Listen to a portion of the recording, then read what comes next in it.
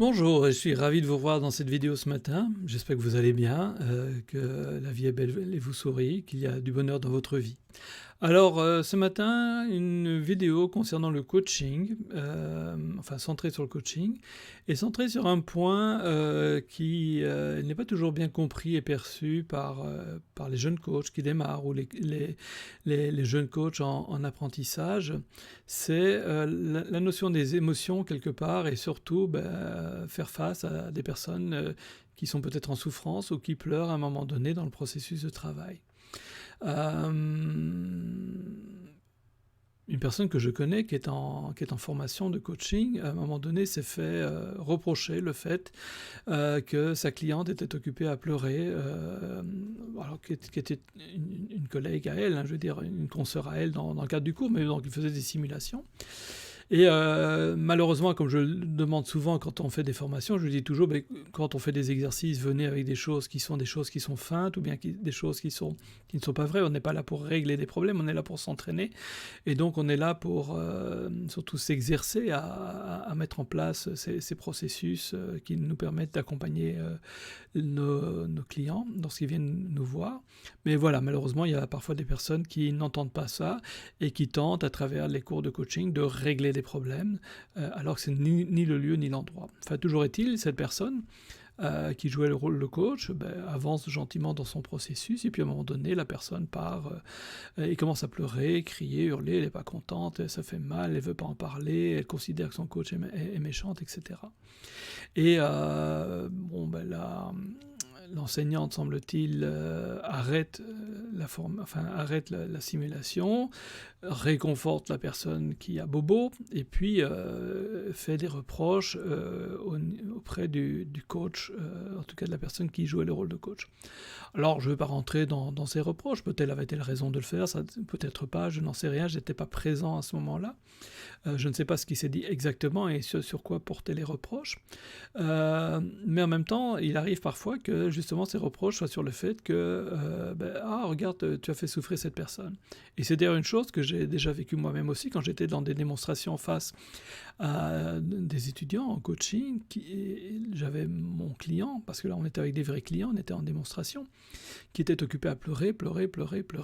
D'ailleurs, je me souviens, je tenais la boîte de Kleenex, je lui donnais les Kleenex. Mais en même temps, la personne n'a jamais refusé de faire le travail. Il y avait des émotions, elles étaient là, elles étaient importantes, mais elle n'a jamais refusé de faire son travail. Elle aurait pu à n'importe quel moment refuser de faire le travail et partir. Donc, ça a été salutaire pour elle. D'ailleurs, la fin de la séance l'a démontré. La personne se sentait beaucoup mieux, et puis jusqu'au moment où je l'ai raccompagnée jusqu'à la porte du cabinet, cette personne était radieuse, était contente de son travail. Mais c'est vrai que ça a été un travail éprouvant. Alors, que devrait penser un coach quand il voit que son client est dans les émotions, comme ça, est occupé à pleurer, etc. Il devrait se dire, chouette, je suis exactement au bon endroit. Je suis à l'endroit où ça fait mal. Alors le but n'est pas de faire mal à la personne. Et si c'est trop intense, nous apprenons des techniques qui permettent de diminuer l'intensité émotionnelle de façon à permettre plus facilement à la personne de travailler sur son problème ou son problème supposé. Mais en tout cas, il y a je veux dire, statistiquement, une chance énorme que nous soyons exactement au bon endroit, c'est-à-dire là où ça fait mal. Il n'y a pas de raison d'aller ailleurs qu'à cet endroit-là.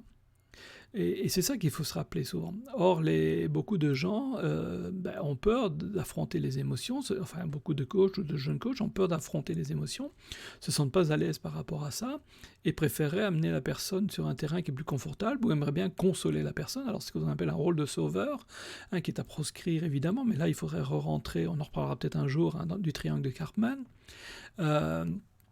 Mais donc, ils se mettent en position de sauveur, ce qui n'est pas non plus la bonne position à avoir vis-à-vis en tant que coach.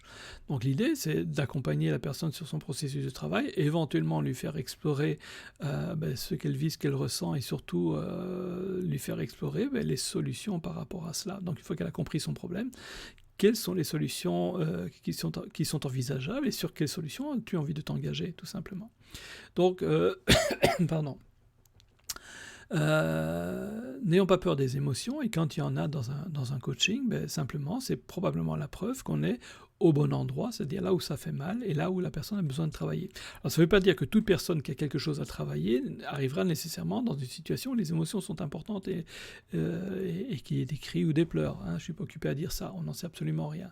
Mais lorsque ça arrive, en tout cas c'est un bon indice par rapport à ça, il n'y a aucune raison d'être ailleurs. Après ça, il y a à gérer cette situation avec le client, non pas parce qu'il faudrait faire disparaître les symptômes, hein, les pleurs ne sont jamais que des symptômes, c'est de la communication inconsciente, donc les émotions c'est de la communication inconsciente, ou plus exactement c'est le langage de l'inconscient, donc quand il y a des émotions, ben, c'est l'inconscient qui est occupé à parler. Alors rappelons-nous qu'il est bon comment dire, de valider également que ce message a été entendu. Prenons un autre exemple, une personne qui est en colère, qui commence à crier, à hurler, etc. Eh bien, cette colère porte un message, qui est le message de l'inconscient. Et souvent, on ignore cela, et on essaie juste de travailler sur ce qui est dit. Et donc, que se passe-t-il? La colère perdure parce qu'elle veut se faire entendre, et on ne l'a jamais reconnu le fait qu'on l'a entendue. À partir du moment où on reconnaît cette colère, alors ça peut se faire assez simplement, du genre « Waouh, t'as l'air en colère aujourd'hui !» Et là, la colère se dit « Ah, ok, c'est bon, j'ai été entendu, j'ai plus besoin de hurler pour me faire entendre, j'ai été entendu à ce niveau-là. » Et là, alors souvent, les choses s'apaisent et on peut à ce moment-là travailler plus sur les contenus. Donc n'ayons pas peur des émotions, ça fait partie des choses. D'ailleurs, s'il y a des émotions, c'est plutôt même bien, puisqu'en fait c'est l'inconscient qui parle. Ça veut donc bien dire qu'on est bien rentré dans un processus de travail, enfin la personne est rentrée dans un processus de travail, et notre travail consiste bien à l'accompagner dans son processus de travail pour qu'elle trouve elle-même ses propres solutions. Donc voilà ce que je voulais vous dire par rapport aux émotions. Donc si vous êtes un coach, un jeune coach, ou bien si vous êtes en apprentissage de coaching, ben, simplement les émotions sont la preuve qu'on est, lorsqu'elles sont là, hein, lorsqu'elles sont présentes, enfin en tout cas les émotions liées à la souffrance, à la douleur, etc., ben, c'est qu'on est probablement au bon endroit. Alors vérifions bien sûr, hein, mais on est probablement au bon endroit et c'est exactement là où on a besoin de travailler. Alors ce n'est qu'un symptôme, ça ne nous dit pas ce qu'il en est. Donc la personne, maintenant qu'elle est là, elle doit commencer à prendre conscience de sa situation, de quoi s'agit-il exactement, quels sont les termes quelque part de cette situation, et puis une fois qu'elle aura compris ça, ben, que peut-elle commencer à imaginer, mettre en place pour pouvoir résoudre ça, et puis sur quoi est-elle prête à s'engager dès à présent pour pouvoir commencer à sortir de cette situation d'une manière plus générale. Voilà ce que je voulais partager avec vous aujourd'hui. Il me reste à vous souhaiter une excellente journée, portez-vous bien, et puis à très très bientôt pour une nouvelle vidéo.